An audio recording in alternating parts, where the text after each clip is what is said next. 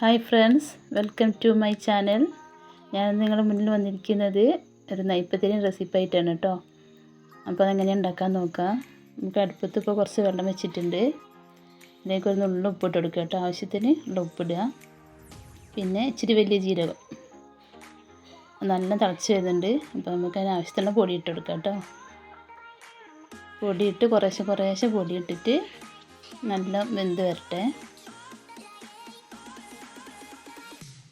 കുറേശ്ശെ ആയിട്ടാണ് ഇട്ട് കൊടുക്കുന്നത്. എന്നിട്ട് നല്ല ഒരു തവി വെച്ചിട്ട് നമുക്ക് ഇളക്കി കൊടുക്കാം. ഇത് നല്ല വെന്ത് വരുന്നവരെ നമുക്ക് ഇത് നല്ല ഇളക്കി യോജിപ്പിച്ച് കൊടുക്കാം കേട്ടോ. നല്ല വെന്ത് വന്നാൽ ഒരു സോഫ്റ്റായി കിട്ടും കേട്ടോ മാവ്. അപ്പോൾ ഇതാ മാവ് നല്ലപോലെ വെന്ത് വരുന്നുണ്ട് കേട്ടോ. ഇനി നമുക്കിത് ഒന്ന് തണുത്തതിന് ശേഷം കുഴച്ചെടുക്കണം. അതിലേക്ക് ഒരു സവാളൻ്റെ ഒരു കഷ്ണം, പച്ചമുളക്, കറിവേപ്പില ഒക്കെ കൂടി ചേർത്ത് നന്നായിട്ട് മിക്സാക്കി കൊടുക്കുക. എന്നിട്ടിപ്പോൾ നല്ല കുഴച്ച് റെഡിയാക്കി വെച്ചിട്ടുണ്ട് കേട്ടോ. നല്ല സോഫ്റ്റ് മാവായിട്ടുണ്ട്. ഇനി ഇത് നമുക്ക് ചെറിയ ഉരുളകളാക്കി എടുക്കാം കേട്ടോ. ചെറിയ നെയ്പ്പത്തിരിക്ക് ചെറിയ ഉരുള മതിയല്ലോ. ചെറിയ ഉരുളാക്കിയിട്ട് പിന്നെ അത് പ്രസ്സിൽ വെച്ച് പരത്തി വെച്ചിട്ടുണ്ട്. പ്രസ്സിലോ അല്ലെങ്കിൽ ഒരു കവറിലോ എങ്ങനെ പരത്താൻ പറ്റുക അതുപോലെ പരത്തി വെച്ചാൽ മതി. അപ്പോൾ എണ്ണ തിളച്ച് വന്നിട്ടുണ്ട്. അപ്പോൾ അതിലേക്ക് ഞാൻ ഓരോന്ന് ഇട്ട് കൊടുക്കുക കേട്ടോ. അപ്പോൾ അതാ കണ്ടില്ലേ, നല്ല നെയ്പ്പത്തിരിയായിട്ട് നല്ല രുചിയായിട്ടോ അത് കഴിക്കാൻ. കറി ഇല്ലെങ്കിൽ നമുക്കെല്ലാം കഴിക്കാം. ഉള്ളിൻ്റെയും ജീരകത്തിൻ്റെയും കറിവേപ്പിലേൻ്റെയും പച്ചമുളകിൻ്റെയൊക്കെ നല്ല ടേസ്റ്റാണ്. ഇപ്പോൾ സാധാരണ ഉണ്ടാക്കും പോലെയല്ല, കുറച്ച് വ്യത്യാസമായിട്ടാണ് ഞാൻ ഉണ്ടാക്കിയത്. അതുപോലെ തന്നെ നമ്മൾ എണ്ണ യൂസ് ചെയ്യുമ്പോൾ നല്ല ഫ്രഷ് എണ്ണ തന്നെ യൂസ് ചെയ്യാൻ നോക്കണം.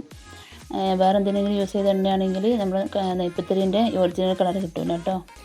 ഇത് നല്ല മുരിഞ്ഞ് വരുന്ന സമയത്ത് നല്ലൊരു ഗോൾഡൻ കളറായിട്ട് കിട്ടും. കാണാനും നല്ലൊരു ഭംഗിയുണ്ടാവും. പിന്നെ കളർ ഇഷ്ടമാണെങ്കിൽ പൊടി വാട്ടി കുഴക്കുന്ന സമയത്ത് മഞ്ഞൾപ്പൊടി വേണമെങ്കിൽ ചേർത്ത് കൊടുക്കാം കേട്ടോ. ലേശം ഒരു നുള്ളു മഞ്ഞൾപ്പൊടി ചേർത്താലും മതി. അപ്പോൾ കണ്ടില്ലേ, നല്ല അടിപൊളി നെയ്പ്പത്തിരി ആയിട്ടുണ്ട്. നമുക്ക് കറി ഇല്ലാണ്ടും വെറുതെ കഴിക്കാം കേട്ടോ.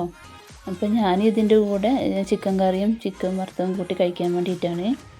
അപ്പം അങ്ങനെ വേണമെങ്കിലും കഴിക്കാം, കറി ഇല്ലാണ്ടും കഴിക്കാൻ പറ്റും കേട്ടോ. അപ്പോൾ നിങ്ങൾ ഇതുപോലെ ഒന്ന് ട്രൈ ചെയ്ത് നോക്ക് കേട്ടോ.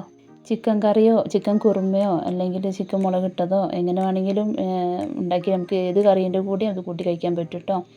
അപ്പോൾ ഇതിൻ്റെയൊക്കെ കറീൻ്റെയൊക്കെ റെസിപ്പി ഞാൻ പിന്നീട് ഷെയർ ചെയ്യാം. അതുപോലെ നിങ്ങൾ ഉണ്ടാക്കി നോക്ക്. എന്നിട്ട് ഇതിൻ്റെ ഉണ്ടാക്കിയതിന് ശേഷമുള്ള കമൻറ്റ് ഒന്ന് അറിയിക്കണം കേട്ടോ. ഇഷ്ടപ്പെട്ടാണെങ്കിൽ ലൈക്ക് ചെയ്യണേ. സബ്സ്ക്രൈബ് ചെയ്യാത്തവരെ സബ്സ്ക്രൈബ് ചെയ്യണേ.